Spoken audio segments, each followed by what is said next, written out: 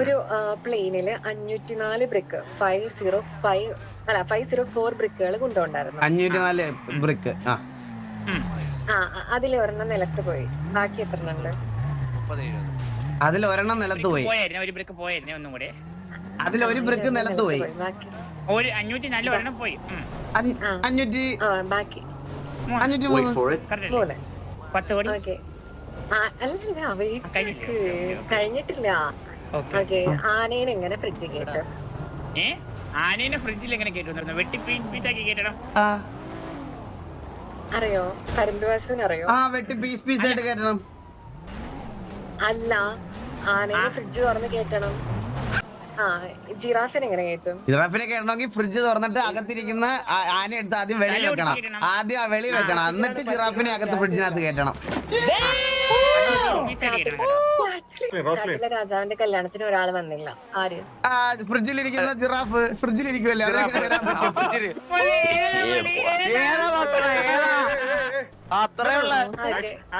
ഒരു നദി മൊത്തം മുതലകളാണ്. കുട്ടിക്ക് നദി കടക്കണം. നദി നീന്താൻ അറിയുന്ന കുട്ടിയാണ്. പാലില്ല. കുട്ടി നദി കടന്ന അറ്റത്തെത്തിയപ്പോ ചത്തുപോയി. എങ്ങനെ? പെൺകുട്ടി.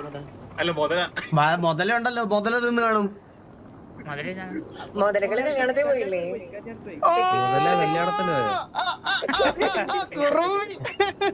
പിന്നെ എങ്ങനെ കുട്ടി ചത്തത്? ഫസ്റ്റ് വന്ന് പ്ലെയിനിൽ നിന്ന് വീണ് ഇഷ്ടികയില്ലേ, അത് തലയിൽ വീണ് ചത്ത്.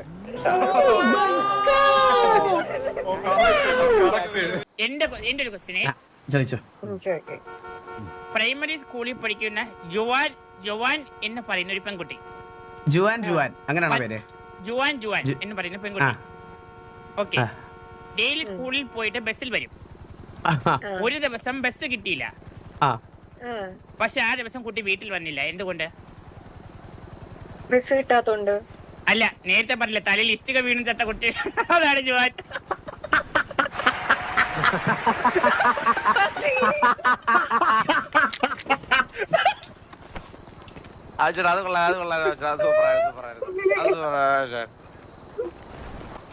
പക്ഷെ കുട്ടി സ്കൂളിലല്ലോ പോയെ, കാട്ടിലെ പോയേ.